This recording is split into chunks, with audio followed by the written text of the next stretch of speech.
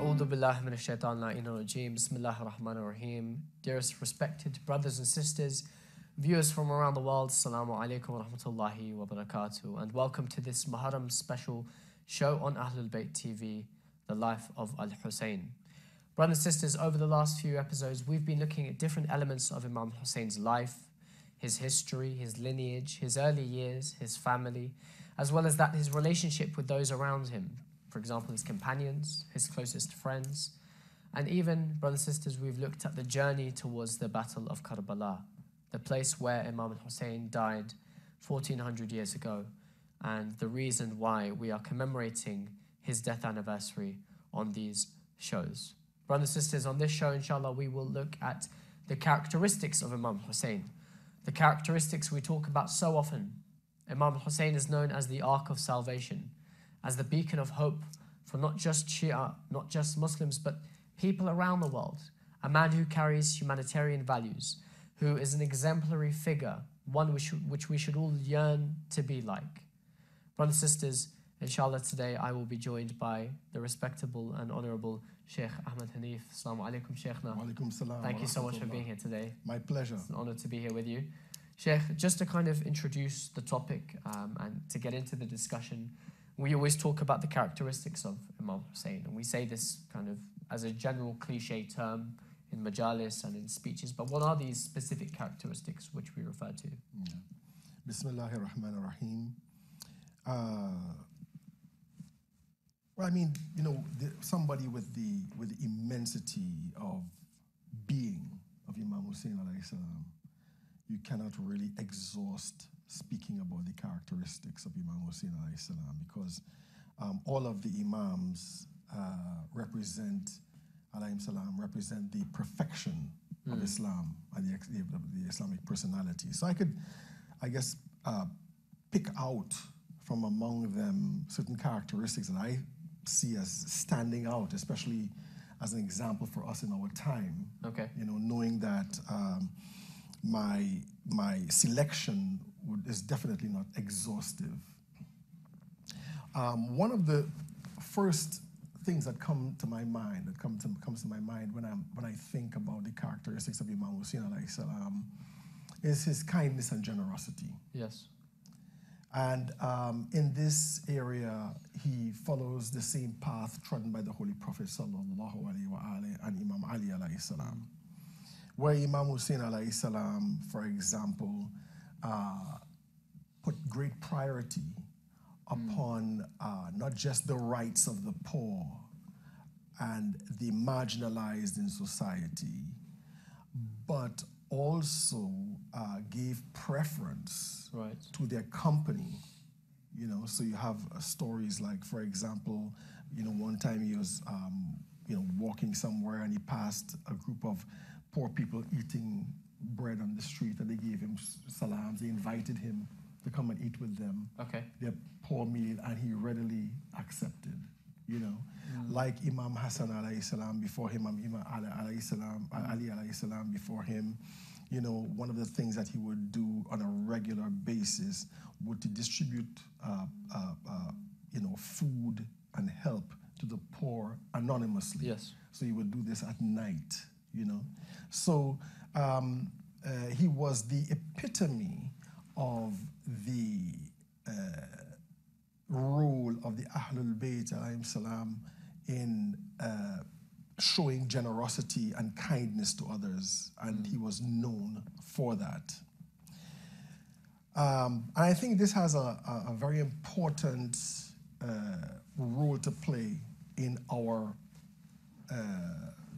relationships with not just the people in our communities, but also the people in our society. Okay. You know? In the wider society. Yeah. In the wider society. Right. That's right. That us, Shias in particular, and Muslims in general, should show kindness and consideration for the deprived members in our society. Absolutely. You know? Especially in this time where, for example, things like Islamophobia and xenophobia and things like that tend to be propagated among the poorer sections of our society. Yes. You know, and so you'd find then it's not surprising that many of the poor people, especially poor white British, for example, or poor white Americans or whatever, might have very strong anti-Islamic types of attitudes. I see. You see?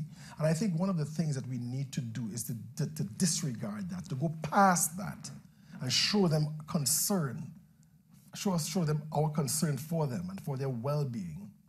You know, and I think this act itself is one that softens the heart. You know, I think many people have heard, for example, Imam Hussain, but Imam Hassan alayhi salam, where a man from Syria in the time of Muawiyah came to Medina and was insulting Imam Hassan, yes, and so forth. And Imam Hassan responded to him by asking him about his problems, asking him about his needs, and trying to fulfill those needs. Yeah. And this man changed completely. One of the reasons why many of these people become Islamophobic or racist or what have you is that the ruling sectors of society are creating this scapegoat in order to distract people from seeing where the real problems in society lies and what they can do about it. You see? And I think this is one of the first things that we do. Take, for example, let's say anti-Asian racism in British society. Okay? What does the average British underclass feel about foreigners in general, right, and Asians in particular, okay, when they observe them? What they see is they see success, okay? They see wealth, they see power. Okay? They might be on TV shows, you know, they might be newscasters, they might be members of parliament, etc., etc. And what are they saying? They say, here they come, this is my country, right? You're making more money than me, right? You have higher positions than me, and I'm upset about this. Then somebody comes and says, well, they're trying to take your position. They're trying to take over, and they follow that type of attitude. Okay? So if we as Muslims show them help, if we as Muslims, for example, conduct after-school programs in their neighborhoods, for example, if we as Muslims, for example, you know, coach them in community development and personal development and so forth, this could eliminate racism and Islamophobia in one stroke. So that's one thing that Imam Hussain alayhi salam taught us. And all those people who followed Imam Hussain alayhi salam practically, or all those who supported them in their hearts, but might have been afraid to support him outwardly, they do so because of that particular relationship of kindness that he had with them. I think the other thing that also characterizes Imam Hussain alayhi salam very much is determination. Right. You know, that he has a goal and he is focused on achieving that goal despite the odds. Right.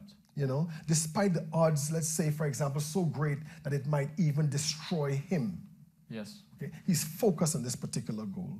And it is this focus on the goal that gives him that leadership qualities, because all leaders tend to be focused on the goal, and that means discipline in terms of achieving that goal. So here's Imam Hussain alayhi salam. He sees an overwhelming number of soldiers against them. He is not deterred by that. His goal is to burn as a candle to illuminate the injustice of that society so others can follow up in his path and show that those you know, obstacles, you know, are nothing compared to the loftiness of the goal that you are pursuing. Absolutely. The other one I think that is related to that is patience. Okay. Right? Now, patience, we say in you know, sabr in Arabic. I think patience is the wrong word, to tell you the truth, because patience has this idea of passivity, you know, of endurance without doing any action. Tolerance. Yeah, tolerance without doing any activity. Yeah. Right? I would rather use the word forbearingness. You know, because when you are forbearing, you are continuing to do something despite the difficulties in doing this thing, or the difficulties. There's a willingness. Yes, that comes along with you. Apart from that, you are still moving towards that particular goal that you are you know, heading towards. So determination and forbearingness are sort of brothers in this whole thing. And We as Shias, in particular, and Muslims in general, what we want to do is we want to change society. We want to change our objective circumstances to make it such that it is more just, it is more equitable, it is more in line with truth. But you will find people who are opposed to you. Absolutely. And systems opposed to you. And if you don't have the patience, if you don't have the determination, you cannot, you cannot succeed. I think that's something we can come on to, Sheikh. Yes. Because there is something very relevant to this. Right. That point you mentioned, particularly in what we can learn. But just very quickly, before we get into that, I was actually reading somewhere very recently which compared Imam Hussain alayhi salam and Imam Hussain alayhi salam and kind of their roles in that time, both politically and religiously. And a primary point which was mentioned was that Imam al-Hassan was a flag bearer of peace due to the fact that he went out of his way to create a treaty, of course, with Muawiyah, as we know. And the comparison was made with Imam Hussain, saying that this is a man who would rather fight Yazid, the caliph at the time, as opposed to perhaps signing a treaty as well or creating a sort of pact. Now, of course, some people would agree with this, some people would not and would refute this. How would you perhaps respond to that? I think in one sentence, if Imam Hussain alayhi salam was in the situation of Imam Hassan alayhi salam, he would have done the same thing. And why do I say this? Because it goes back to Imam Ali alayhi salam. Right. Okay? When Abu Bakr came to power, Imam Ali alayhi salam did not rise up and fight him. Okay? Why didn't he? Because on one level, it was something that the community eventually agreed upon. Right? That's one. The other thing is that Abu Bakr did not represent a challenge to, let's say, the outward practice of Islam, Islamic laws, for example, the Islamic cultural environment or social environment. He did not represent a threat to that, you see. And so Imam Ali alayhi salam recognized that, for example, to have power in society, what you need is agreement by the people who you want to share power with or have power and exercise on behalf of them. I see. You see, you need their agreement. If you can't get their agreement, if their agreement is not forthcoming, you may have all of the divine right you need to be head of state, let's say, but it cannot come to pass until the people support you. Now, do you think that's something Imam al-Hassan exercised? And how is that different than... Yeah, well, for example, Muawiyah was a consummate hypocrite. Okay? Muawiyah, and very intelligent, recognized that you needed to maintain an Islamic system. All right? You needed to maintain a certain type of outward spirituality or religiosity, better, in order to be considered as legitimate. I see. To pursue his goals, right? With respect to Yazid, it's different. Yeah. Okay. Yazid is a natural, how shall I say, degeneration from that point where Muawiyah is standing. Yazid is one who is now not afraid to drink in public, not afraid to gamble in public, not afraid to play with monkeys in public, not afraid to have singing and dancing girls in public. Yazid had no respect for Islam. I see. And if Yazid is continuing, Yazid is going to destroy at least even the outward aspect of Islam. And Yazid also was very much oriented not to compromise, even strategic compromises like his father was, right? But oriented towards completely eliminating the opposition. I see. So you have a different situation here. So if Imam Hassan alayhi salam or Imam Ali alayhi salam were in the place of Imam Hussain alayhi salam, they would do the same thing. I see. They would have stood, they would have rose against they would have raised, yes, and they would have fought him. So I think that type of attitude is basically an attitude that is not well versed in the subtleties of, let's say, political struggle, you know, or struggle for the hearts and minds of people, you know. And I think we also need to recognize that. Okay, we also need to recognize that in the struggle for power, you know, or for the hearts and minds of people, sometimes you might have to make compromises. You see, sometimes you might have to sort of tolerate things. You know, until we reach a point where we can be more effective. And that's where that forbearance element comes into exactly. it, absolutely, doesn't it? Exactly. Sheikh, I mean, I agree with what you're saying. I do think that the key point to take away from what you've just mentioned is the fact that the three Imams, which you've mentioned, Imam Ali, Imam Hassan, Imam Hussain, alayhim salam, they each would have acted as the other did had they been in their situation. But of course, we know Imam Hussain stood, he rose, he was given a message while he was, you know, in the Holy Lands. And as he headed towards Karbala, he knew that this was his destiny. And we know there was, as you mentioned, the complete outnumbering of forces facing Imam Hussain. Moving on from the battle, and not to get kind of nitty-gritty within it, but when we analyze the concept of revolution, particularly in regards to Imam Hussein's revolution, what characteristics did Imam Hussain portray, and how could we emulate this today? You know, 1400 years on, different societies, different worlds. It's arguably in the last few hundred years, or last 100 years or so, is the only time in history where an influx of Muslims from the East have moved to Western societies, particularly, and that's of course the main majority of our viewership. Now, when we analyze Imam Hussein's message of revolution, and we incorporate that in a Western society as a Muslim in 2018, 2019, how do we take that message forward, understand that, grasp it, and kind of adapt it or mold it in today's society? Right. Well, first of all, I think the strategy of Imam Hussain, first of all, I think you have different scenarios, you have different situations. Like in the West, but in particular, that might be different to, let's say, Syria, you know, or Iraq, when threatened by ISIS and so forth. In the West, I think the best approach would be Imam Hussain alayhi salam in the time of Muawiyah. Okay. Where our primary strategy will be one of criticism of the system that exists, right? Where it infringes upon the rights of human beings.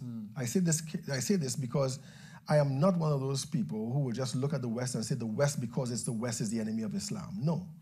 Okay, the West has certain characteristics, I think, that either are Islamic in some of the characteristics, okay, or could be oriented toward Islam. Right. You know, for example, democracy. Okay. I'm not saying that democracy is Islamic, okay, but democracy is a means of people's rights, or people exercising their right over government. Right. Okay. All right. So this is one aspect. Another aspect, for example, is the enshrinement or the institutionalization of social care for those people who are less fortunate than others. All right. These are two of the main things, you know. Another one is, for example, freedom of thought. Okay, freedom of to research, to think, to disagree, you know, without being violent or anything like that. You see, these are good positive traits. Now, negative traits: the undermining of democracy by giving people false information or giving people false education.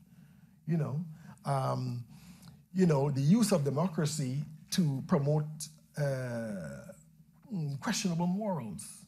You know, like, for example, the abuse of democracy to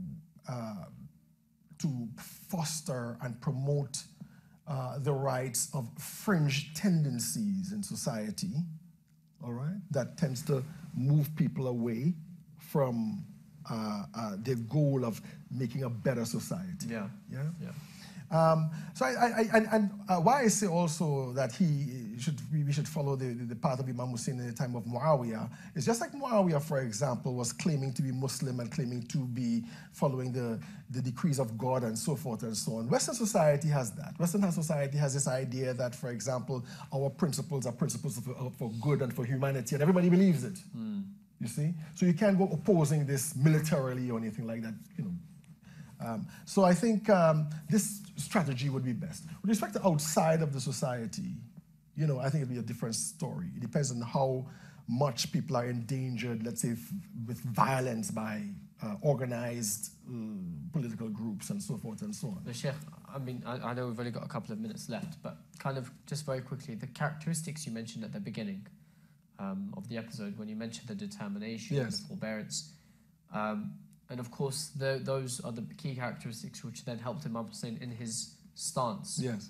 Now, are they, or is his approach relevant today? And is it more, kind of, to be more fitting in my question, is it relevant only to us? No, I think it's relevant to the entire world. It's relevant to us today. For example, let's say determination, all right? Once you start getting involved in social criticism, okay, and you start touching upon sensitive issues and affecting the interests of higher powers, you know, they will put a lot of obstacles in your path. They will attack you in many different areas, you know, and you have to have that determination to continue and that patience to continue. Yeah. Okay. Thank you so much, Sheikh. I know we could discuss this for hours on end, but unfortunately we have to wrap up the show. Brothers and sisters, thank you so much for joining us. We have discussed a number of things, particularly the characteristics of Imam Hussain at that time where his personality and the goodness from his personality was so critically needed. And inshallah, we pray to Allah subhanahu wa ta'ala on these blessed nights to allow us to become more like the followers of Ali ibn Abi Talib and Sayyid al-Shuhada Imam Hussain alayhi salam. And inshallah, we will join you and see you for the next episode of Life of Hussain. Assalamu alaikum wa rahmatullahi wa barakatuh.